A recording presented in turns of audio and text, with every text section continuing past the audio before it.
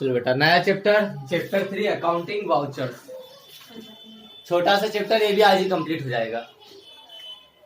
Chapter 3 accounting vouchers मतलब लेखांकन प्रमाण। लेखांकन प्रमाण है ना, हिंदी में क्या है? प्रमापी है। सेकंड को निकाला, हाँ लेखांकन प्रमाणक।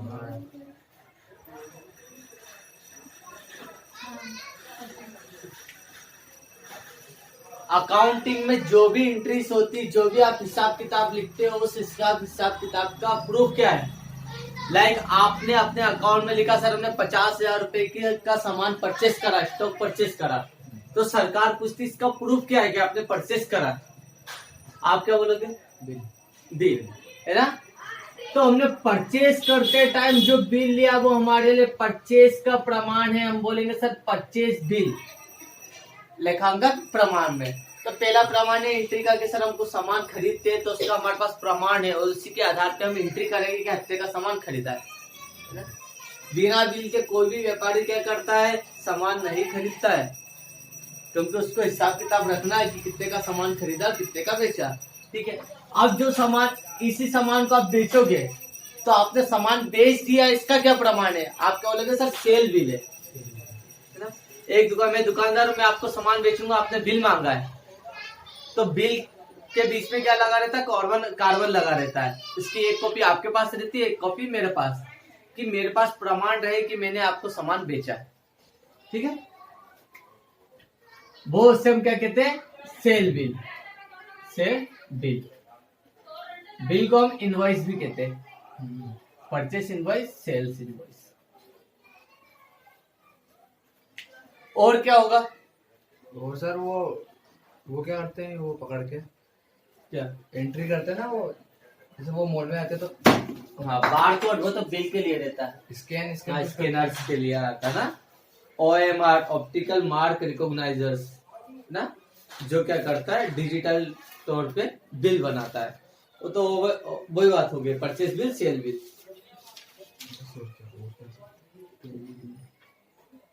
Credit bill. और क्या हो सकता है? प्रमाण। ठीक है, और भी बहुत सारे प्रमाण हो सकते हैं कि हमने लाइट का बिल भरा तो लाइट का बिल भर दिया, उसका क्या प्रूफ है? आपके पास लाइट का बिल लगा रहेगा, है ना। आपने टेलीफोन का बिल भर दिया, उसका क्या प्रूफ है? टेलीफोन की रिसिप्ट मिलेगी आपको, है ना। और क्या कोई सा आपने किसी को सैलरी दी, फोटो लेंगे नहीं बेटा, वो फोटो प्रमाण में नहीं आता है। एडिटिंग बहुत सारे सॉफ्टवेयर है, अगर ऐसा प्रमाण में आता ना तो अपने कैटरीना कैफ के साथ फोटो एडिट करके बता देता, बोले कि मैं तो था, करते ना वो सारे एडिट, फिर बन जाते। वीडियो को भी प्रमाण पे नहीं मान सकेंगे सर, वो क्यों? ना, वीडियो को प्रमाण पे मांग लेंगे तो ऐसी एनिमेटेड पिक्चर बहुत बनती है।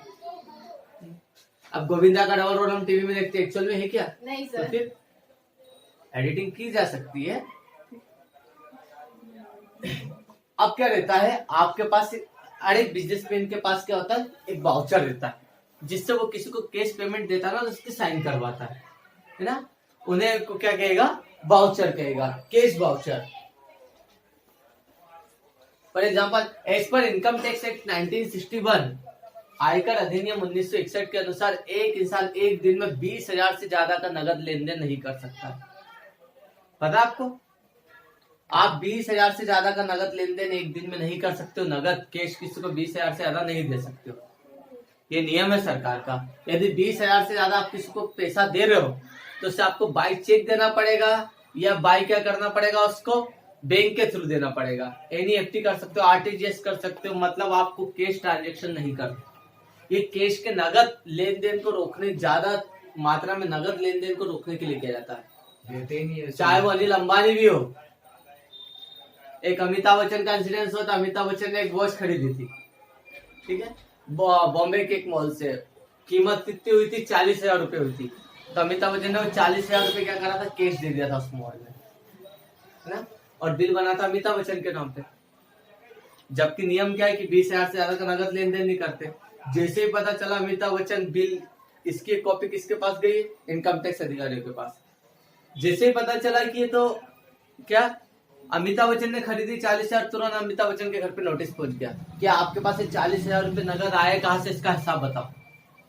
तो हिसाब पे मांगते। बिल्कुल मांगते कि भैया नगद पैसा आया कहाँ से, इसका हिसाब बताओ।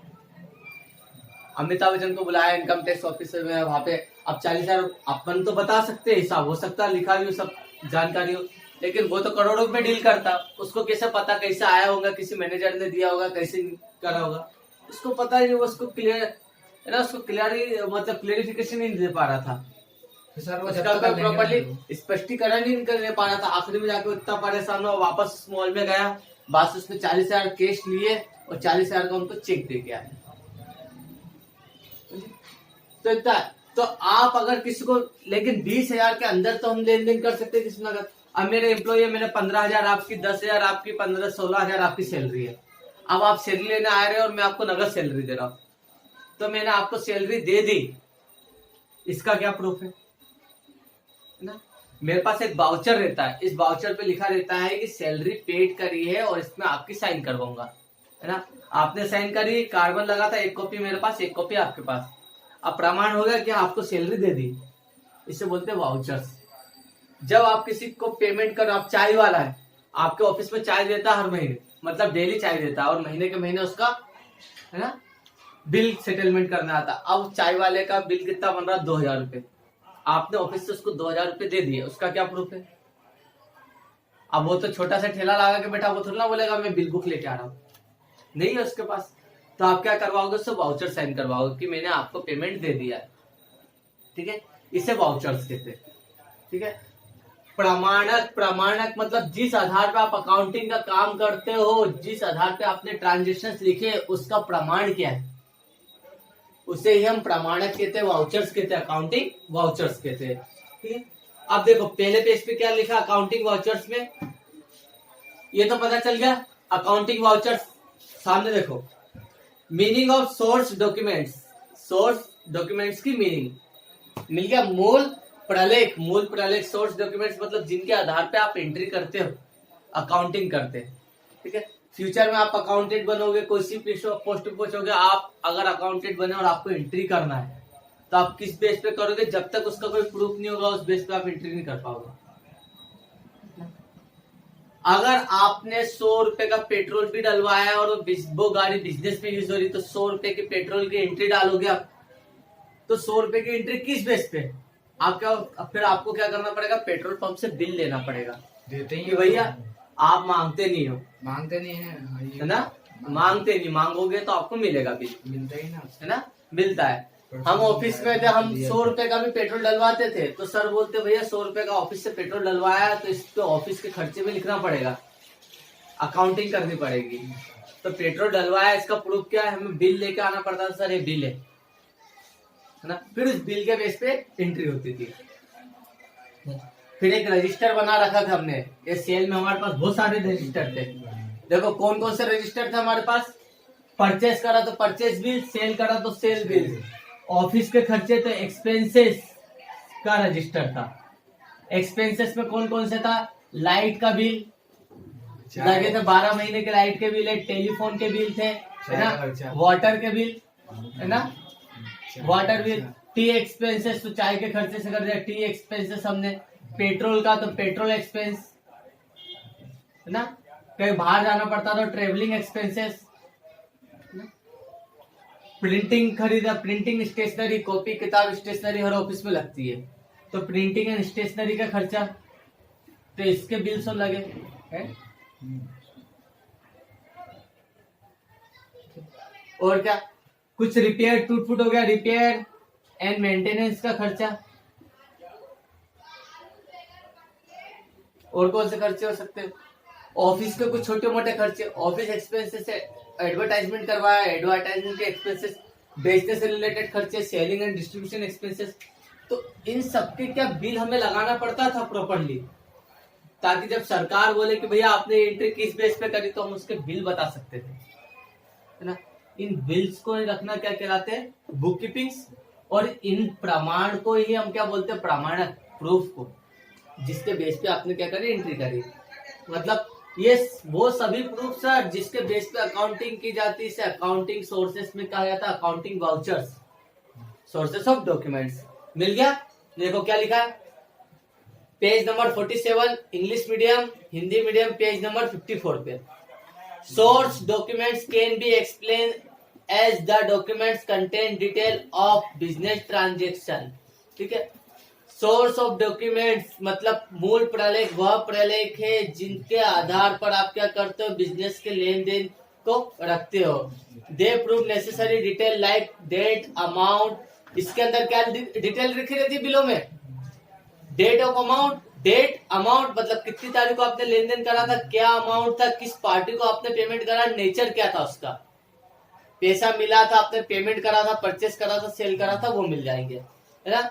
सोर्स ऑफ डॉक्यूमेंट्स में क्या क्या इंक्लूड है, कैश मेमो नगद लेन देन की रसीद, बिल, चेक, चेक को भी लेंगे वाउचर्स में, है ना, ड्राफ्ट किसी को पैसा भेजा ड्राफ्ट, है ना, पे इन स्लिप किसी को पेमेंट करा उसकी slip, debit note, credit note क्या होता है अपन पढ़ेंगे इसके बारे में, टेलीफोन का, लाइट का बिल है, चेक, कैश रिसिप्ट से, ये सब क्या होंगे सोर्स ऑफ डॉक्यूमेंट्स। समझ गए। तो फ्यूचर में अगर आपको कोई कंपनी हायर करती है या कुछ बिजनेस करते हो तो आपको क्या क्या संभाल के रखना पड़ेगा, हर एक चीज, है ना। बिजनेस में कोई सा भी ऐसा नगद लेन देन है, कोई सा लेन देन हुआ जिसमें हम फाइनेंशियल टर्म्स में उसको बता सकते हैं, पैसे के रूप में बता सकते हैं, वो सब चीज आपको रखनी पड़ेगी। क्योंकि जब फिर इनकम टैक्स की रेट आती है ना, तो सोनी 10 रुपए का भी अगर ट्रांजेक्शन आप बता नहीं पाए ना तो आपको परेशान कर देगी, इतनी सही कराएगी कि 10 रुपए का कहा लेन देन किया है ना, इसका प्रूफ कहा है, आपको कैसे एक्सपेंस बता देगी, सारी चीजें। तो सर वो क्या करते हैं, जैसे कि वो अमिताभ बच्चन ने विशाल का नहीं बताया था, हाँ, तो फिर क्या करा उन्होंने, टैक्स लिया होगा फिर। टैक्स नहीं, फिर वो वापस गया, हाँ। है ना, उसने 40,000 कुछ शॉप से वापस नगद लिए और वापस चेक दे दिया, क्योंकि नगद लेन देन आपको याद नहीं रहेगा, ठीक है, लेकिन आपके बैंक में जो पैसा वो तो याद रहेगा, क्योंकि बैंक के ट्रांजेक्शन तो सब बैंक रिकॉर्ड कर लेते ऑलरेडी। अगर आपने पैसा जमा करा तो नाम आ गया कि नवीन के अकाउंट से आपके अकाउंट में पैसा आया, सब ट्रांजेक्शन रहेंगे बैंक के पास। तो फिर इसमें क्या होगा, बैंक से किए गए ट्रांजेक्शन का प्रूफ मिल जाएगा, वो तो मिल जाएगा सर, लेकिन नगद का नहीं होता है। फिर वो 40,000 रुपए उसने वापस जैसे नगद का, जैसे मैंने 40,000 रुपए कुछ खरीद दिया, हाँ, वो मुझे याद ही नहीं कि मैंने हाँ, कहाँ खर्च करे। हाँ, अगर तो बेटा अगर उसका होगा? आप क्लेरिफिकेशन नहीं दे पाओगे तो सरकार उसके ऊपर टैक्स लेगी और विद पेनल्टी भी लेगी, है ना, जो भी जुर्माना कि आपने इसके ऊपर टैक्स नहीं जमा करा तो उसके ऊपर पेनल्टी भी चार्ज। ये तो 30% टैक्स तो लेगी वो 40,000 पे। ऐसा आपसे नहीं लगती है, सबसे 30% नहीं लेते, केवल कंपनियों से लेते। हमारे लिए स्लेब बना रखी उन्होंने, ठीक है। अब देखो सोर्स ऑफ डॉक्यूमेंट्स कितने टाइप के बता दिए उसने, एक इंटरनल और एक एक्सटर्नल। अब देखो एक्सटर्नल कौन कौन से होंगे डॉक्यूमेंट्स, दो होंगे, देखो ये है इंटरनल और ये है एक्सटर्नल। इंटरनल मतलब आंतरिक, आंतरिक प्रमाणित, और एक्सटर्नल मतलब बाहर। इंटरनल का मतलब इधर बेटा अगर फर्म के अंदर बिजनेस के अंदर ही आप कोई सा लेन देन कर रहे हो विद क्या किसी डॉक्यूमेंट्स के बेस पे, तो इसे क्या कहेंगे इंटरनल वाउचर। जैसे हमारी विजयनगर की ब्रांच से हमने पलासे की ब्रांच में कोई सा सामान भेजा, है ना, ये तो आंतरिक है, इंटरनल है, क्योंकि हमारी एक दुकान से हमने दूसरी दुकान पे सामान भेजा, है ना। तो इसको हमने क्या बोल दिया कि आपने इस एम्प्लॉय को बोल दिया हमने सामान भेजा है, इसके साथ हम स्लिप भी पहुंचा रहे क्या क्या सामान भेज रहे हैं, है ना। तो ये प्रमाणक क्या होगा इंटरनल। किसी का प्रमोशन लेटर करा है इंटरनल, है ना, किसी को कुछ और पेमेंट दिया है, ब्रांच से इधर से इधर तो सामान भेजा है, या कोई और आपने लेन देन करा है एक ब्रांच से दूसरे ब्रांच में, तो ये क्या हो रहा है आंतरिक प्रमाणक होंगे इंटरनल, ठीक है। ये बिजनेस को चलाने के लिए ज्यादा जरूरी है, ठीक है। और इसके अलावा आपने बाहर से कोई लेन देन करा हो, बाहर का कोई प्रूफ है, जैसे लाइट का बिल आप अंदर के अंदर सुना रहे हो बाहर पे करोगे, टेलीफोन का बिल बाहर, पेट्रोल का बिल बाहर, परचेस आप बाहर से खरीदोगे, सेल बाहर के बंदे को करोगे, तो ये सारे बिल क्या होंगे एक्सटर्नल प्रूफ होंगे, ठीक है, समझ गए। तो बेटा इन चीजों को अपने आना चाहिए बहुत अच्छे से। देखो इसमें ये लिखा एक्सटर्नल सपोर्टिंग वाउचर, है ना, बाहर बाहर क्या क्या आ गया, नगद, कैश मेमो, कैश सेलर के थ्रू, परचेस इनवॉइस आ गया, जो आपने सामान खरीदा, रेंट रिसिप्ट किए हैं, ठीक है। इंटरनल में वो वही बता दिया उन्होंने, है ना, जो बिजनेस के अंदर चलता है। इसके अंदर एग्जांपल में दे दिया, पे इन स्लिप फॉर डिपॉजिट मनी, आपने बैंक पे पैसा जमा करने गए तो स्लिप आपने भर के दिए, ठीक है। इसके बाद देखो some commonly use source of documents, मिल गया। ये क्वेश्चन आता है ना, सामान्य प्रयोग में आने वाले कुछ मूल प्रलेख। नॉर्मली आपको ये प्रलेख ज्यादा मिलेंगे, डॉक्यूमेंट्स आपको ज्यादा मिलेंगे। पहला क्या, कैश मेमो, है ना। कैश मेमो को हम बिल भी कहते हैं, इनवॉइस भी कहते हैं ना। जब आपने कोई सा सामान नगद खरीदा या नगद बेचा है तो उसके बीच उसमें नगद के लेन देन के लिए जो आपने जो मिलता है ना बिल, उसको बोलते कैश मेमो, नगद पेमेंट पे, है ना। लेकिन अगर आपने उधार बेचा है तो देखो दो तरीका, इधर ध्यान दो। हमने कैश सेल करी है तो हमें कितने प्रूफ मिलने चाहिए, दो। पहला तो हम क्या देंगे उसको, सेल बिल, है ना, और उसने नगद पेमेंट कर दिया है हमें तो हम उसको उसके साथ क्या देंगे, कैश मेमो, नगद भुगतान के। लेकिन अगर हमने उधार सेल करी, उसको क्रेडिट सेल करी, उधार बेचा है तो ओनली क्या मिलेगा उसको, सेल बिल। कैश मेमो केवल नगद, है ना, सेल पे ही दिया जाता है। तो पहला ये हो गया। फिर आ गया इनवॉइस और bill, purchase bill, sale bill, पता चल जाएगा आपको, ये भी वाउचर है अकाउंटिंग का। रिसिप्ट्स, आपको पेमेंट मिला है उसकी रिसिप्ट्स क्या है ना? उसने वाउचर साइन करवाया था हमसे, एक कॉपी उसके पास थी, एक कॉपी हमें दे दी थी, तो हमें जो पैसा मिला उसकी रिसिप्ट हमारे पास है ना? फिर डेबिट नोट, क्रेडिट नोट क्या होता है, क्या होगा, देखो बेटा इधर ध्यान दो। Debit note,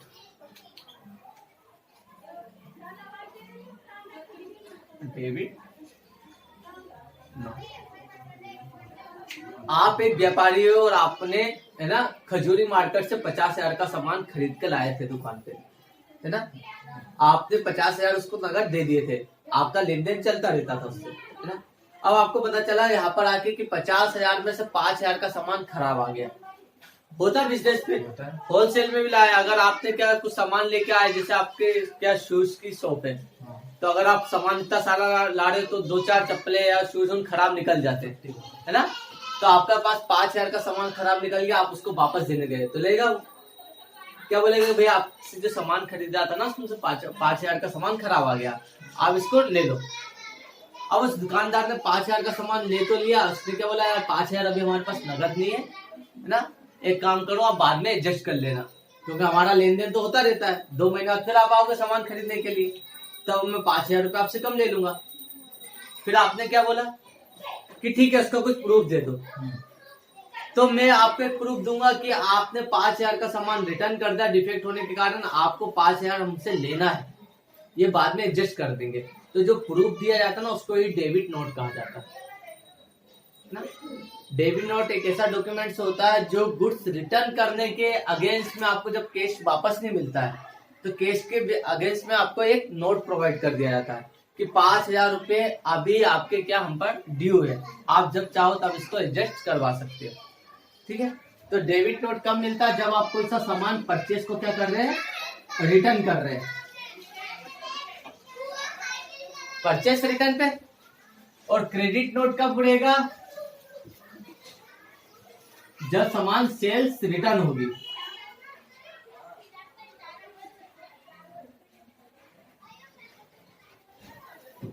sales return. क्योंकि देखो आपने मुझसे सामान परचेज करा था तो मैंने आपको नोट बना के दिया, आपके लिए क्या है, डेबिट नोट।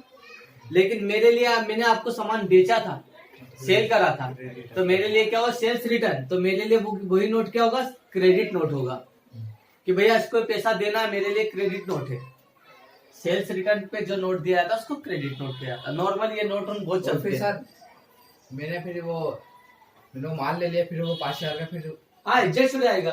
आप जब ले लिया सर, मैंने जबकि ले लिया, उसी वक्त ले लिया तो फिर नोट मिलेगा ही नहीं, एडजस्टमेंट हाथों हाथ ही हो गया ना। अब 2 महीने बाद आप आए कि आप बोलोगे कि यार हमने को सामान आपसे 2 महीने पहले 5,000 का रिटर्न करा था, अब एडजस्ट कर दो, अभी हमें और सामान चाहिए। तो मैंने बोला आपके पास प्रूफ क्या, आपने वो डेबिट नोट दिया है ना, डेबिट नोट दिया, तो मैंने डेबिट नोट लिया, उसको कैंसिल करा, देन फिर उसको एडजस्ट करके आपको पेमेंट करा। ठीक है, तो ये होता है debit note credit note. Clear?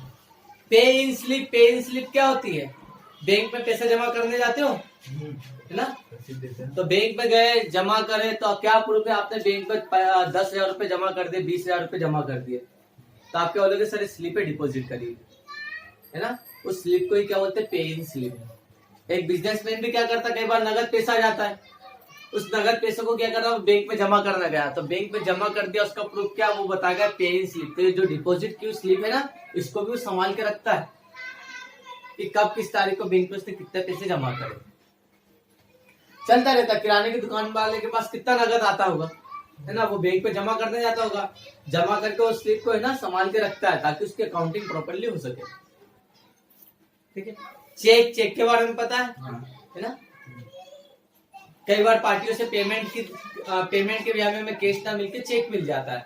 ठीक है, तो ये चेक भी क्या होता है, प्रूफ रहता है, हालांकि इसकी एंट्री करने की ज्यादा जरूरत नहीं रहती, ये सीधा ही आपके बैंक में जमा होता है। अभी चेक के बारे में पढ़ेंगे सर, बियरर चेक क्या होता है, अकाउंट पे चेक क्या होता है। ठीक है,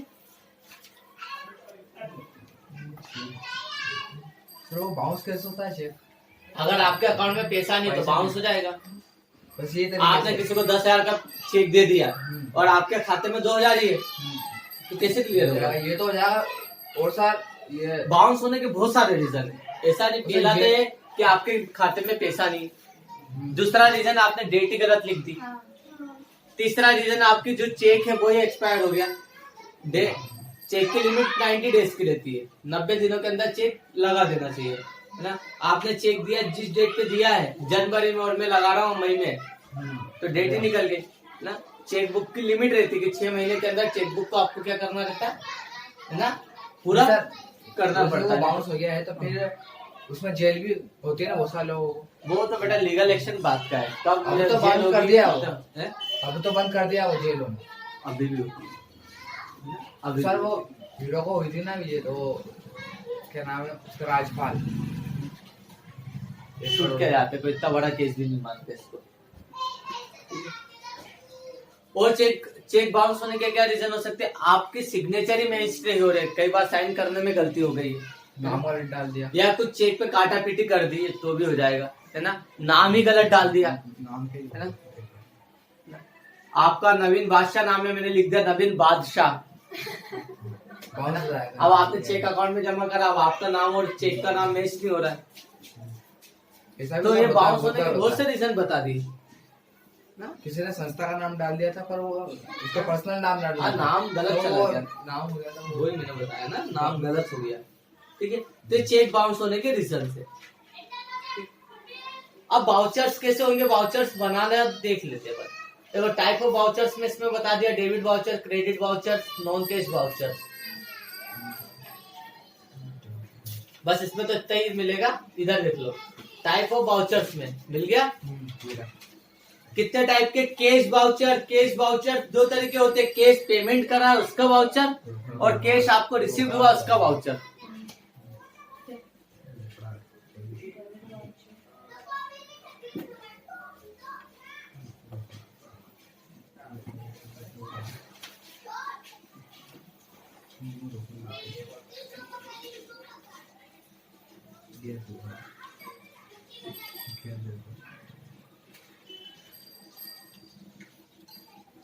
टाइप्स ऑफ वाउचर, बेटा ये होता कैश वाउचर, इसका यूज कहां पर होता है, जहां पर सर हम नगद लेन देन करते हैं, है ना। सबसे पहला वाउचर इसमें है पेमेंट का वाउचर, ऐसा वाउचर जिसमें आपने पेमेंट किया है ना, इस वाउचर को हम बोलते हैं डेबिट वाउचर। कब किया जाता, फॉर कैश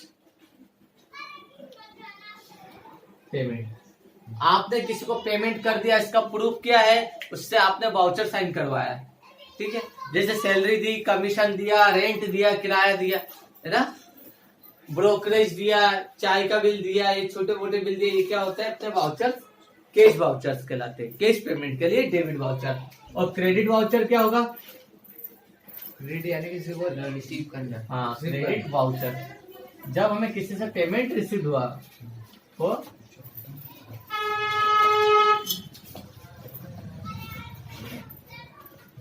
रिसीविंग, जब आपसे किसको किसी से पैसा मिला, जैसे हमें कैसे कमीशन मिला तो उसने हमें नगद कमीशन दिया, तो वो क्या करेगा, हमें इससे वाउचर साइन करवाएगा और हमें पेमेंट देगा।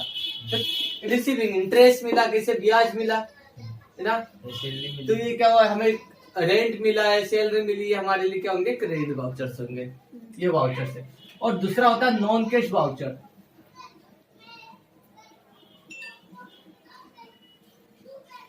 ऐसा वाउचर जिसमें कैश का लेन देन नहीं होता, उधार लेन देन हो रहे तो भी हो सकता है वाउचर, या हमने गुड्स को ट्रांसफर करा है ना, तो वाउचर आएगा। ट्रांसफर वाउचर्स में नॉर्मली अपन ले सकते हैं इसको ना, ट्रांसफर वाउचर्स या जर्नल वाउचर्स। बस बेटा इसमें यही चीजें रहेगी। मतलब क्वेश्चंस कौन कौन से रहेंगे, देखो, पहला meaning of source of documents, मूल प्रलेख को परिभाषित कीजिए।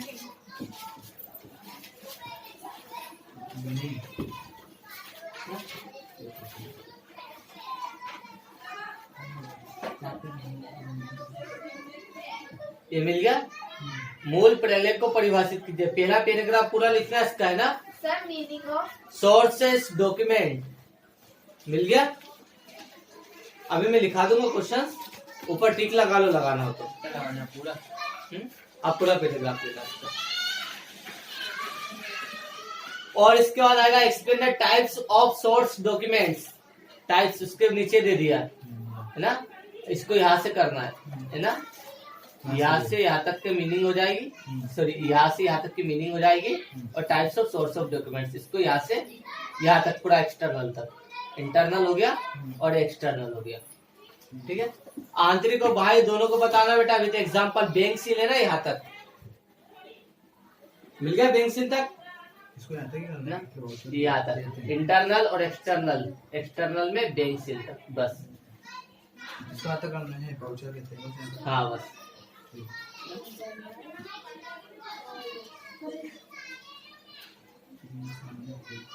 और एक ये वाला प्रकार, इसको नहीं यहाँ से लेकर यहाँ तक ना लगाकर हस्ताक्षर करना, बस। ऊपर मत लिख, या इसको यहाँ से यहाँ तक लिख ले और इसको मत कर, है ना, इसको छोड़ दे ना। पहला क्वेश्चन है मूल प्रलेख का अर्थ और उसके प्रकार। फिर प्रमाणक का अर्थ, voucher, what do you mean by vouchers. पहले ये करना, some commonly use sources documents, ये 7 दिए ना, हाँ इन 7 के बारे में करना है। हाँ 7 करना बेटा इसमें। और फिर मीनिंग ऑफ वाउचर्स, मिल गया मीनिंग ऑफ वाउचर 48 पे ना, ये रहा।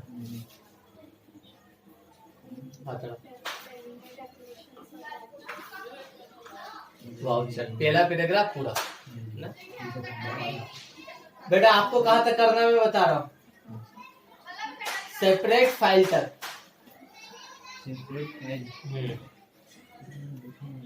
हाँ मिल गया सर। ठीक है, यहाँ तक करना बस, इसको हो गया।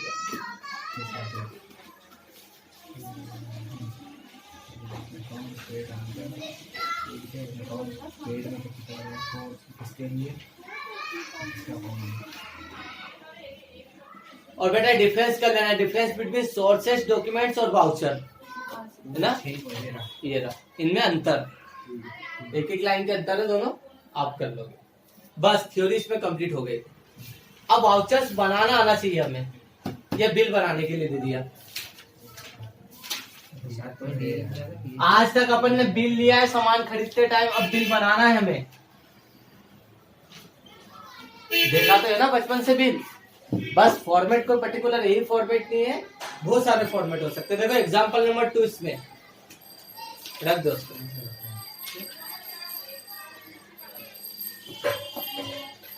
क्या लिखा, वंशिका इलेक्ट्रॉनिक इंदौर ने परचेस करा है a laptop worth ₹22,500 from business purpose. ठीक है, आपकी खुद की एक इलेक्ट्रॉनिक शॉप है और आपने किसी और कंपनी से क्या करा, एक लैपटॉप परचेस करा 22,500 का। ये लैपटॉप का यूज आप अपने बिजनेस में करोगे। ठीक है, प्रिपेयर करना है debit vouchers on the basis of this, हमें एक डेबिट वाउचर्स बनाना है। ये देखो, डेबिट वाउचर्स का मतलब क्या, जिसका पेमेंट आपने कर दिया है, नगद पेमेंट करा होगा तो उसके लिए बता दिया। वंशिका इलेक्ट्रॉनिक नाम आ गया, पर पता आ गया, वाउचर नंबर आ गया और डेट आ गई, यही आता बिल में। अब डेबिट में आपने क्या करा, लैपटॉप अकाउंट, लैपटॉप खरीदा है 22,500 का और कितना पेमेंट दिया नीचे इन वर्ड में 20,500 मिल गया। सिग्नेचर करेंगे मैनेजर के, अकाउंटेंट के, और इधर दे दिया कैश रिसीविंग, जिसको कैश रिसीव्ड हो गया उसका अमाउंट आ जाएगा, मतलब उसकी साइन आ जाएंगे। सिंपल है,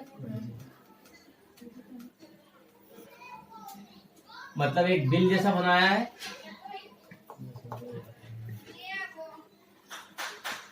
ये देखो ऐसे होते वाउचर, यहाँ पे हमने नाम लिख दिया वंशिका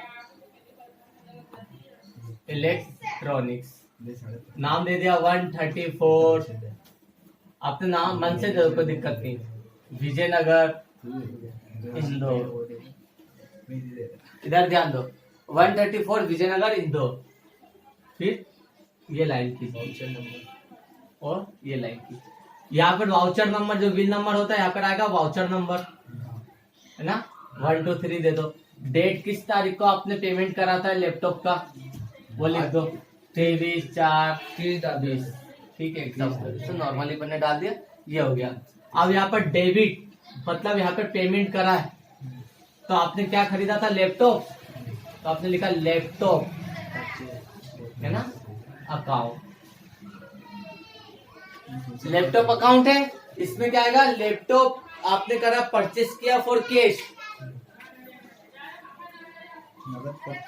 ना, लैपटॉप परचेस करा है फॉर कैश, मेमो, नगद है तो बिल का नंबर लिख दो, लैपटॉप के साथ बिल भी मिला होगा ना, कैश मेमो नंबर, अच्छा, ये लिख दिया आपने, हाँ स्लिप। ठीक है, उसके बेस पे आपने एंट्री करी है, कितने की, 22,500 रुपए की, है ना। यहाँ पे लिखेंगे अमाउंट रुपीस में, ठीक है, इन वर्ड में। वर्ड में क्यों लिखा जाता है, शब्दों में भी, ताकि कुछ महान जो गलतियां कर देते हैं इसलिए 2 जगह लिखाया जाता है ना। हमने यहाँ पे लिख दिया 22,500 रुपीज। ठीक है, कंप्लीट। देखो, मैं वंशिका इलेक्ट्रॉनिक को, मैंने आपसे लैपटॉप खरीदा है ना, मैंने आपसे लैपटॉप खरीदा, आपने मुझे बिल दे दिया, मैंने आपको 22,500 दे दिए, तो ये तो बिल है, और मैंने आपको 22,500 रुपए दे दिए, इसका क्या प्रूफ है, मैंने बोला भैया रुको 1 मिनट, आप ना आपको पैसा दे दिया है तो ये वाउचर पे साइन करके जाओ, 22,500 आपको दे दिया, यहाँ पे लिख दिया मैंने 22,500 रुपए। ठीक है, जैसे आपको बिल दे दिया तो आप यहाँ पे अपनी रिसीविंग दोगे, है ना, यहाँ पर लिख रहा हूं मैं केस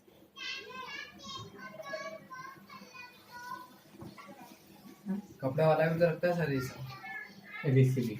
ठीक है, केस मैंने किसको दिया, यहाँ पे स्टाम्प लगा दिया, उस बंदे का नाम, आपका नाम क्या है, नवीन बादशाह, इसको पैसा दे दिया है, भैया इधर आप साइन कर दो, नवीन ने अपनी इधर साइन कर दी, है ना, और मैंने आपको पेमेंट दे दिया, तो यहाँ पर सिग्नेचर हो जाएंगे किसके, संजय मैनेजर के, संजय मैनेजर के पास गए कि सर हमने इसको पेमेंट दे रहे, लैपटॉप खरीदा था, आप साइन कर दो कि इनको पेमेंट कर दिया, मैनेजर ने साइन कर दिया, और जो अकाउंट संभाल रहा है उस अकाउंटेंट के भी सिग्नेचर आ जाएंगे, किसके, अकाउंटेंट के। अकाउंट यहाँ पे मेरे आएंगे, हाँ, यहाँ पे जो हिसाब, जो पैसा देता ना अकाउंटेंट, उसका आएगा, और जो उस कंपनी का मैनेजर है उसके साइन आएंगे। क्लियर। तो बेटा इस तरीके से अकाउंटिंग वाउचर्स होता है, डेबिट वाउचर होता है, बन जाएगा। अगला देखो डेबिट वाउचर, सेकंड के बाद थर्ड वाला क्या है? The following transaction to place in messrs Jagdeep furniture shop. Jagdeep की एक जगदीप फर्नीचर शॉप है जो फर्नीचर का सामान बेचते हैं। ठीक है, इन्होंने इनकी शॉप कहाँ पर है? भोपाल की। इनको भी एक डेबिट वाउचर प्रिपेयर करना सेम ऐसा ही, मतलब जिसकी शॉप है उसका नाम जगदीश फर्नीचर स्टोर है ना, उसका एड्रेस लिख दो भोपाल में, वाउचर नंबर, डेट लिख दिया। अब इसने क्या क्या बेचा है?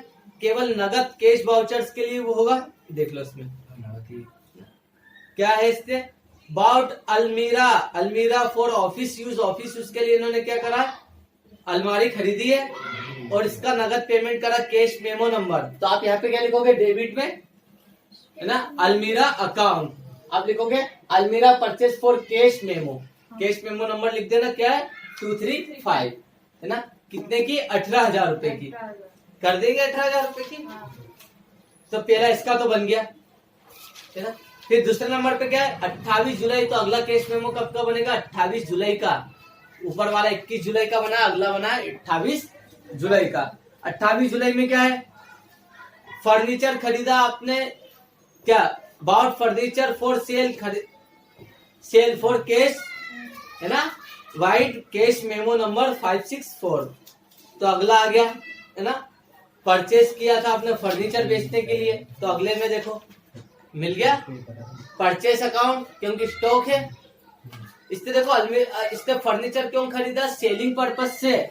और हमने पढ़ा है बेटा, जो चीज बेचने के पर्पज से खरीदी होती है वो हमारे लिए क्या होती है? स्टॉक होती है ना, गुड्स होती है। और गुड्स की परचेस को हम परचेस मानते हैं, इसलिए परचेस अकाउंट में जाएगी। और अगर आपने असेट्स खरीद यूज करने के लिए करी है तो वो आपके असेट्स हो जाएगी, परचेस नहीं होगी। तो अगले में देखो उसने क्या बनाया? परचेस अकाउंट में डाला उसने फर्नीचर को। ठीक है, क्यों? क्योंकि इसने एज ए स्टॉक खरीदा फर्नीचर को। ठीक है, और आखिरी में क्या? सैलरी दी है, सैलरी दी है तो उसका डेबिट वाउचर बनाया कि पैसा दे दिया, तो तीसरा वाउचर ये बना दिया। ठीक है, बन जाएंगे वाउचर। तो बेटा आपको मैं बता रहा हूं, एग्जाम्पल नंबर 2, 3 के तीनों वाउचर बनाना है, 4 और 5। 2, 3, 4 और 5। हाँ, 4 और 5 बना लो।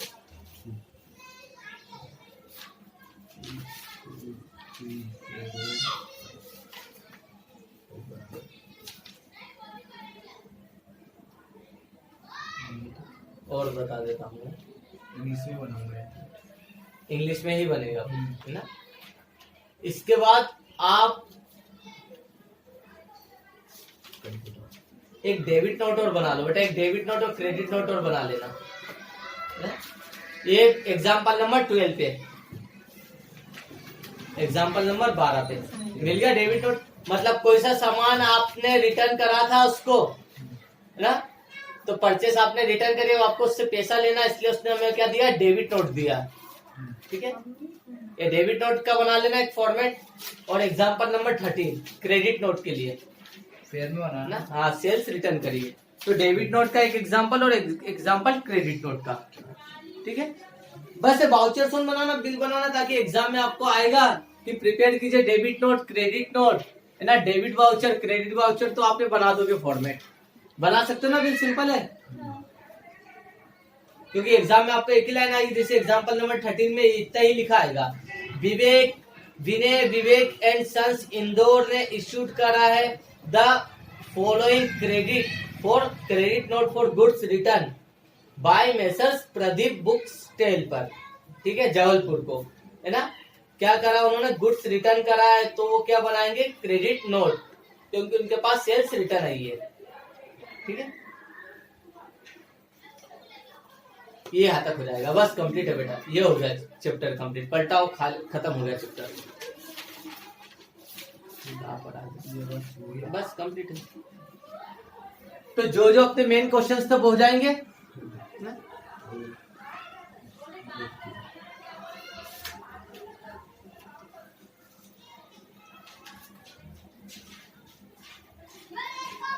सर क्यों सर? हाँ, उसने यदि क्रेडिट कार्ड से वो पे करा है तो यहाँ पे नकद नहीं आएगा, यहाँ पे क्रेडिट कार्ड दिए। क्रेडिट कार्ड बिजनेस वाला यूज नहीं करता। क्रेडिट कार्ड एक पर्सनली इंसान को अपने पर्सनल यूज के लिए दिया जाता है ना। एक बिजनेसमैन को लिमिट दी जाती है, credit card CC limit, OD limit, overdraft limit.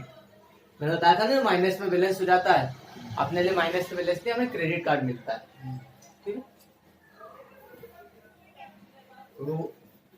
वो चेक से करे तो साहब, चेक से करे तो बैंक से कट रहा तो उसके अभी अपन करेंगे सब चीजें, है ना। तो सर सब चीजें सेविंग अकाउंट में कितने तक का ट्रांजेक्शन कर सकते हैं? ऐसा कोई लिमिट नहीं है। सेविंग अकाउंट में ट्रांजेक्शन कितने तक का कर सकते हैं, कितनी बार ट्रांजेक्शन कर सकते हैं वो ज्यादा जरूरी है। महीने में 3 से 4 बार 5 बार आप लेन देन कर सकते हो, उसके बाद ज्यादा करते हो ना नगद लेन देन तो फिर पैसा घटता है। तो लेन देन आप ज्यादा नहीं कर सकते, वो आपकी सेविंग है। सेविंग अकाउंट आप अपनी बचत कर रहे हो, महीने की सैलरी आ रही, कुछ पैसा आ रहा तो आप पैसा जमा कर रहे हो उसमें, वो आपका सेविंग अकाउंट है। आप लेन देन नहीं कर सकते हो बिजनेस में, तो आपके बोले आप तो लेन देन कर रहे हो, आपका करंट अकाउंट खुलवाओ आप, ना। ज्यादा लेन देन नहीं कर सकते उसमें। सर आपका करंट अकाउंट है कि सेविंग अकाउंट? मेरा सेविंग अकाउंट है। चलो देखो क्वेश्चन और इसी में टिक लगा लो। ये देखो क्वेश्चन नंबर, इसमें देखो वेरी शॉर्ट में what is mean by source documents in accounting, मिल गया। दिला व्हाट इज वाउचर, मिल गया।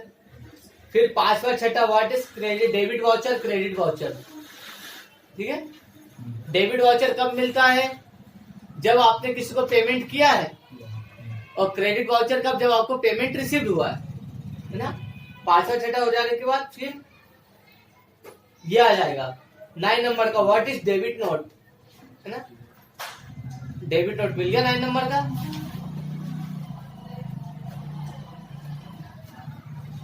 अब इसके बाद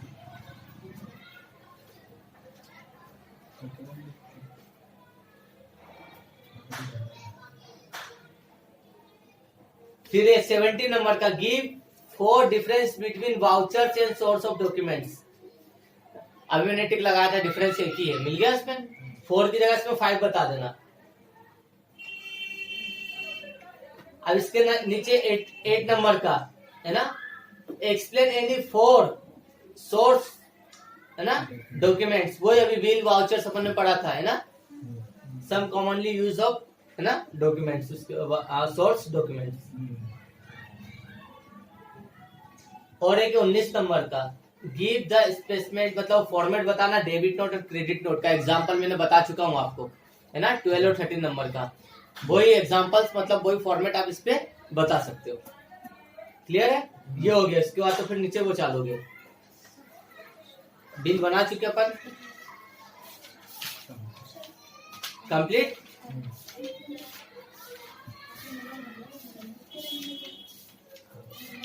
बेटा यहाँ तक तो आपके सोचो थ्योरी कंप्लीट हुई है, बस प्रैक्टिकल तो अब चालू होंगे, और अब मेहनत आपकी चालू होगी। और मेहनत के पहले इसको समझना ज्यादा जरूरी है कि सर, है ना, अकाउंटिंग की टर्मोलॉजी समझ चुके हैं हम, है ना। अकाउंटिंग स्टैंडर्ड्स और प्रिंसिपल्स के बारे में हमें पता चल गया, पता चला हमने उसके बारे में डिटेल में नहीं पढ़ी वैसे, ठीक है। और हमें पता चल गया सर अब अकाउंटिंग के लिए हमें क्या क्या चीजें चाहिए, सोर्स ऑफ डॉक्यूमेंट्स हमारे पास क्या होना चाहिए, ठीक है। आगे आगे फ्यूचर में आप काम करोगे तो आपको और अच्छे से याद आ जाएगा कि हाँ सर ने हमें ये बताया था, ये सोर्स ऑफ डॉक्यूमेंट्स होना चाहिए, ठीक है। लिखते रहते हैं तो बिल्कुल है। चलो बेटा, ठीक है।